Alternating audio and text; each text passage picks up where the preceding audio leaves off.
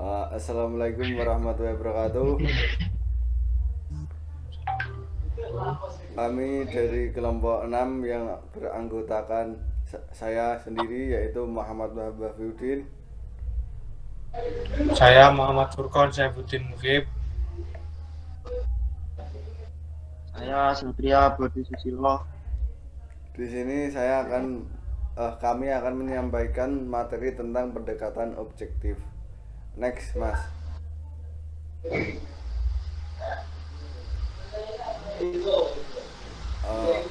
di pendekatan objektif sendiri ada 5 subtema. Yang pertama pengertian, 2 ciri-ciri, 3 metodologi, 4 sejarah, yang terakhir adalah tokoh dan konsep. Selanjutnya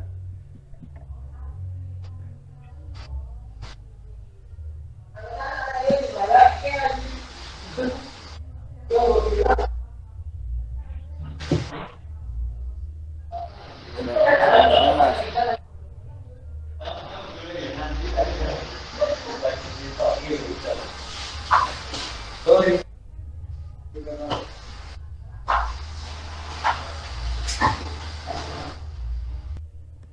Yang pertama yaitu pengertian.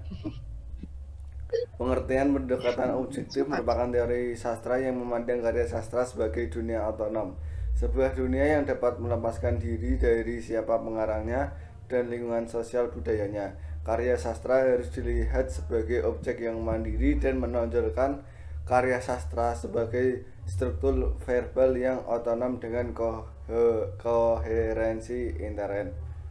Selanjutnya, Mas. 2. Ciri-ciri. Ciri-ciri pendekatan objektif memandang karya sastra sebagai suatu yang berdiri sendiri. 2. Menghubungkan konsep kebahasaan dalam mengkaji suatu karya sastra. 3. Pendekatan yang dilihat dari eksistensi sastra itu sendiri berdasarkan konvensi yang berlaku. 4. Penilaian yang dilihat dari sejauh mana nilai karya sastra tersebut berdasarkan keharmonisan semua unsur-unsur pembentuknya. 5.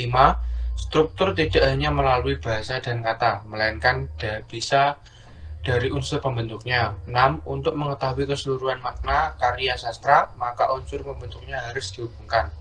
Next.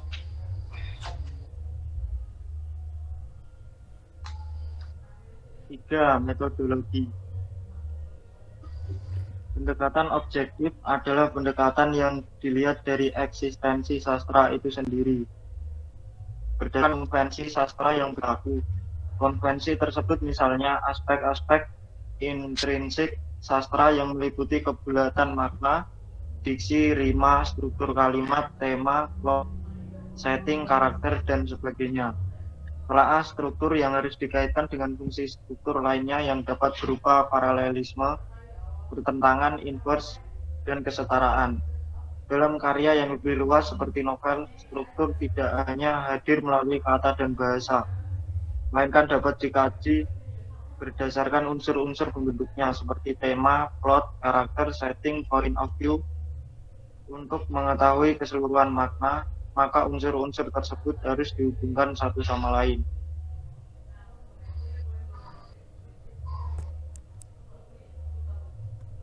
Berarti menilai suatu karya sastra secara objektif, tidak dengan pendapat pribadi subjektif. Kriteria utama dalam memberikan penilaian secara objektif itu menurut Graham, Hobbes, dan Warren adalah pada adanya satu, relevansi nilai-nilai eksistensi manusia yang terpapar melalui jalan seni, imajinasi maupun rekaan yang keseluruhannya memiliki kesatuan yang utuh, selaras serta padu dalam pencapaian tujuan tertentu atau memiliki integritas, harmoni, dan unity. 2. Daya ungkap, keluasan, serta daya pukau yang disajikan lewat tekstur, serta penataan unsur-unsur kebahasaan maupun struktur verbalnya atau pada adanya konsonantia dan kelantas. Dari adanya sejumlah kriteria di atas, memang pada dasarnya seseorang dengan mudah dapat menentukan bahwa sebuah bacaan itu adalah teks sastra. Akan tetapi satu hal yang harus diingat, bacaan berupa teks sastra itu tidak selamanya mengandung nilai-nilai sastra. 4. Sejarah.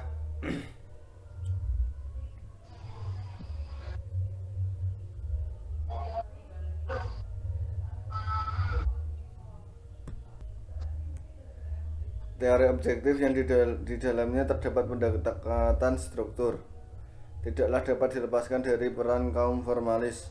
Pendekatan struktur itu sendiri sebenarnya sejak zaman Yunani sudah dikenalkan oleh Aristoteles dengan konsep Wellensitens, unity, kompleksi, dan koherensi. Kaum formalis dipandang sebagai peletak dasar telaah sastra dengan pendekatan ilmu modern. Ciri khas penelitian sastra kaum formalis ialah penelitiannya terhadap apa yang merupakan sesuatu yang khas dalam penelitiannya.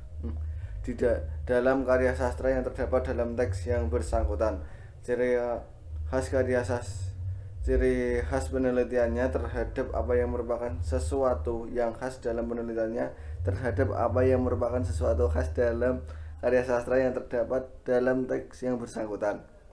Dalam hal ini, nilai estetik suatu karya sastra seperti yang dikemukakan oleh tokoh utamanya Jacobson adalah didasarkan pada poetic function yang diolah berdasarkan kode metrum, rima, macam-macam bentuk paralelisme berdasarkan pertengahan, kiasan, dan sebagainya. Dengan kata lain, Jacobson merumuskan bahwa karya sastra adalah ungkapan yang terarah pada ragam yang melahirkannya atau fungsi puitik memusatkan perhatiannya pada pesan dan demi pesan itu sendiri. Next. 5. Tokoh dan konsep. Tokoh dan konsep. 1. Aristoteles. Telah diperkenalkan oleh Aristoteles dengan konsep Wellness, Unity, Completeness, dan Coherence, suatu penilaian pendekatan objektif bila penilaian itu bertolak dari suatu nilai atau konseptuasi yang terlepas dari segi pembaca, sehingga nilai itu adalah nilai yang ada dalam teks sastra dan bukan nilai yang ada dalam opini pembaca itu sendiri. 2. Jobson merumuskan bahasa karya sastra adalah ungkapan yang terarah pada ragam yang melahirkannya atau fungsi politik memutuskan perhatiannya pada pesan dan pesan itu sendiri. 3.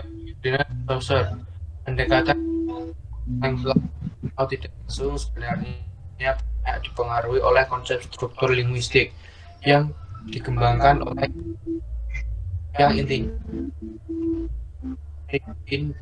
dan meaning, bentuk dan isi. Luxemburg memiliki konsep signifikan dan sintekma. Pengertiannya adalah tanda atau bentuk bahasa merupakan unsur pendiri arti dan diartikan dua unsur itu akan dapat dinyatakan sesuatu yang berhubungan dengan realitas.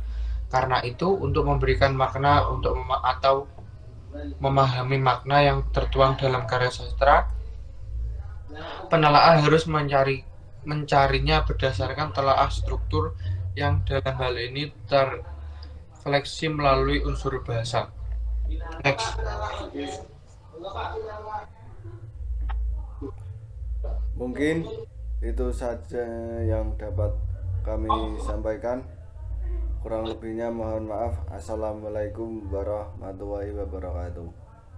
Waalaikumsalam warahmatullahi